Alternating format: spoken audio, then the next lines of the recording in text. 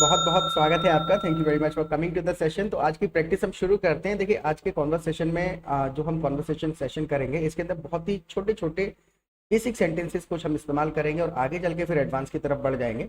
Okay, so this is gonna be a kind of revision. जो लोग पहले से मेरा चैनल देख रहे हैं तो आप टेस्ट करिए कि ये सेंटेंसेस जो स्ट्रक्चर्स हमने पहले अपने वीडियोस में यूज करे हैं वो आपको याद हो गए हैं या नहीं हो गए हैं। अगर नहीं हुए हैं तो दोबारा से मैं आपको बताता हूँ कि आप लाउडली बोल बोल के प्रैक्टिस नहीं करेंगे तब तक सेंटेंसेस सुने सुने लग सकते हैं कि हाँ भाई मुझे समझ में आ गया, लेकिन जब बोलने की बारी आती है तो सेंटेंस याद नहीं आता। उसका रीजन ही ये है, उसका मेन रीजन ये है कि हम बोल के उन सेंटेंसेस के स्ट्रक्चर को याद नहीं कर रहे हैं। समझ लेना अलग चीज है, याद कर लेना अलग चीज है। तो ट्राई करिए कि इसमें से कितने सेंटेंसेस आपको याद है।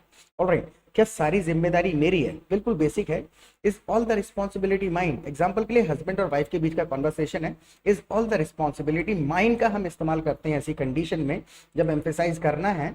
मान के चलिए कि आपसे किसी ने, टेबल पे बहुत सारे मोबाइल पड़े हुए हैं और आपसे किसी ने पूछ लिया हुज इज दिस मोबाइल, ये मोबाइल किसका है? अब आपको कहना है ये मेरा है, तो आप कह सकते हैं इट्स माइन।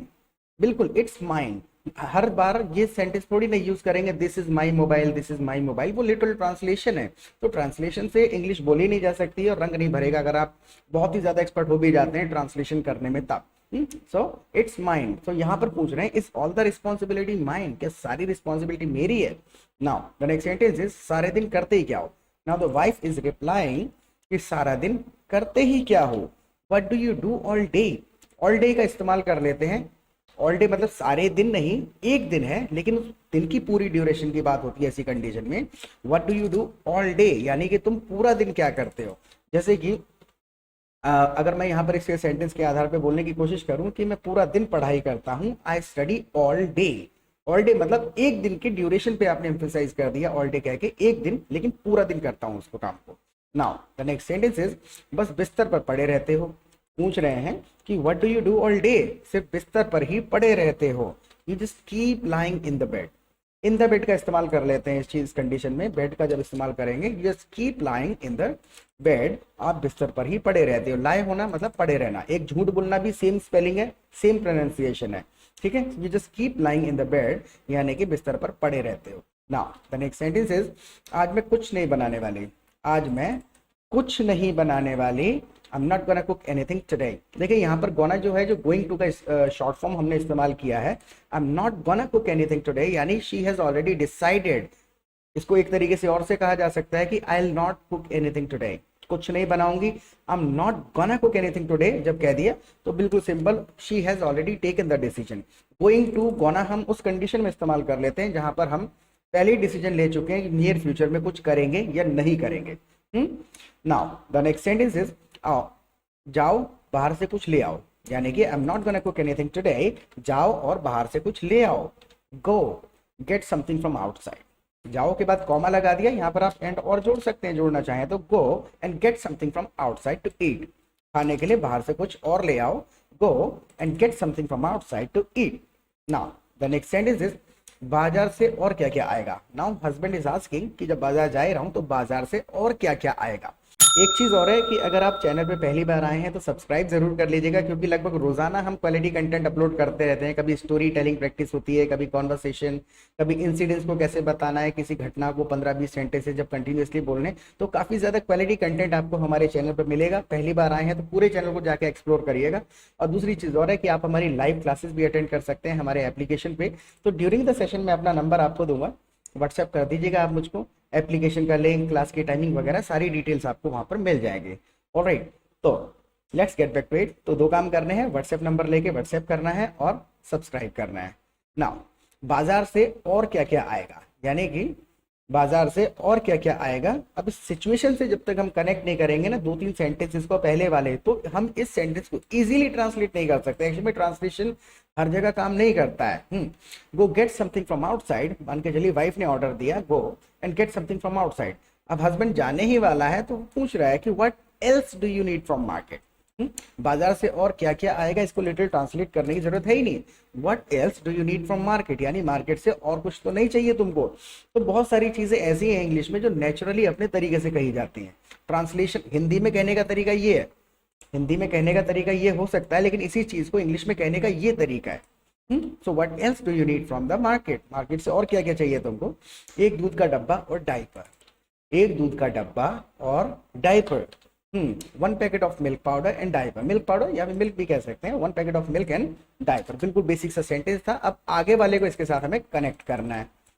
एक दूध का डब्बा और डायपर, और डायपर का बड़ा पैकेट लाना, और डायपर का बड़ा पैकेट लाना and get bigger packet of diaper, bigger मतलब बड़ा, और अगर कह दें कि सबसे ही बड़ा पैकेट लाना तो get the biggest packet of diaper. Good better best उसी फॉर्मूले पर है ये। अगर कहना है कि सबसे बड़ा वाला लाना, get the biggest packet of diaper, और बड़ा लाना तो get the bigger packet of diaper. Now वो अभी भी दूध पीता है। फॉर एन एग्जाम्पल, अगर हम इसको, इस कंडीशन को क्या कहना चाह रहे हैं इस अवस्था में कि I have a son who is 3 years old, 3 साल का है वो अभी भी दूध पीता है, वो अभी भी दूध पीता है। He still drinks milk. ये एक्चुअल लिटरल ट्रांसलेशन है, इसके कुछ और भी मीनिंग्स बन सकते हैं, लेकिन अगर हमें इसको कहना ही होता है तो ही स्टिल ऑन मिल्क। वो अभी भी, कोई बच्चे की अगर हम बात कर रहे हैं, ही इज स्टिल ऑन का इस्तेमाल कर लेते हैं ऐसी कंडीशन में, he is still on milk, कि वो अभी भी दूध ही पीता है। अब इसे गाय का दूध पिलाया करो, सजेशन दे रहे हैं कि अब इसको गाय का दूध पिलाया करो। तो put him on cow's milk now. Put him, put कर देते हैं किसी भी चीज को, पुट के बहुत सारे कई सारे यूसेज हैं। तो लाइव कॉन्वर्सेशन जब तक नहीं सुनेंगे तब तक समझ नहीं आएगा कि पुट है क्या, गेट है क्या, पुट कहाँ लगाते हैं, बीन कहाँ लगाते हैं, बी के बहुत सारे कंसेप्ट हैं। तो ये सारे कंसेप्ट एक्चुअल में एक वीडियोस और या फिर एक चैप्टर वाइज पढ़ के समझ नहीं आते हैं। जब इन चीज़ों को आप कॉन्वर्सेशन के दौरान अलग अलग सिचुएशन में सुनेंगे तो ये चीज़ें समझ में आती हैं कि इनका लॉजिक क्या है। Okay right. So put him on cow's milk now. अब उसको गाय का दूध पिलाया करो, यानी गाय का दूध देना शुरू कर दो। What ever, put him on cow milk now. Now the next sentence is, अब ये लगभग 3 साल का हो गया है। अब ये लगभग 3 साल का हो गया है। अब देखिए, इस चीज को एग्जैक्टली पहुंचाने के लिए हमको अलग तरीके से स्ट्रक्चर करना पड़ेगा। He is getting almost 3 years now. He is getting almost 3 years now, यानी कि एक आधा महीना रह गया है पूरा होने में, 10-15 दिन रह गए हैं। तो he is getting almost 3 years now, he has got almost 3 years now भी आप कह सकते हैं। Now the next sentence is, आज पता है कितनी तारीख है? नाउ वाइफ इज आस्किंग कि आज पता है कितनी तारीख है? Do you know what date it is today? Do you know, दो सेंटेंस है बिल्कुल छोटे छोटे। डू यू नो, क्या आपको पता है? 1 second, डू यू नो, अब हो गया।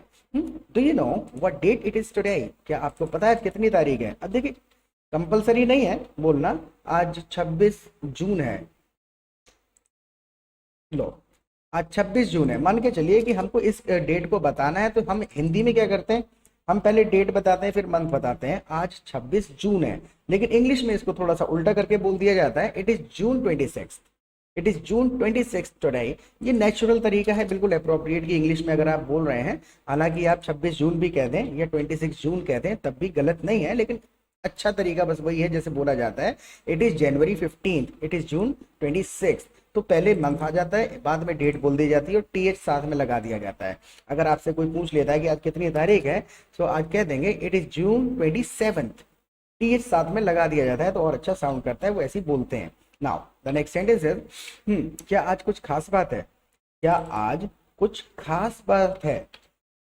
Is anything special about today? जैसे मान के चलिए किसी बंदे ने डेट पे एम्फेसाइज किया कि आज 26 जून है। अब पूछना है क्या आज की डेट के बारे में या आज के दिन के बारे में कुछ खास है? Is anything special about today? हमने दिन के बारे में पूछ लिया, इसमें दिन पे एम्फेसाइज कर दिया अपने क्वेश्चन में।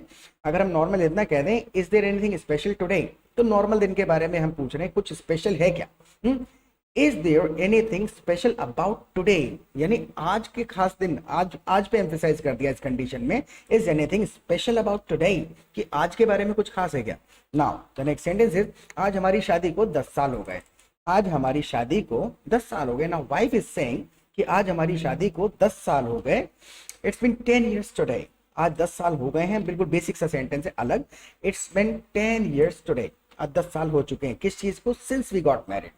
लेकिन अगर आपको एम्फेसाइज करना है स्टार्टिंग पॉइंट पर कि जब 10 साल हो गए शादी को, तो हम स्टार्टिंग पॉइंट पे एम्फेसाइज कर रहे हैं इस कंडीशन में। Getting my point? जब शादी हुई थी तो स्टार्टिंग पॉइंट पे एम्फेसाइज करने के लिए इस प्रकार का आपको स्ट्रक्चर बनाना पड़ेगा।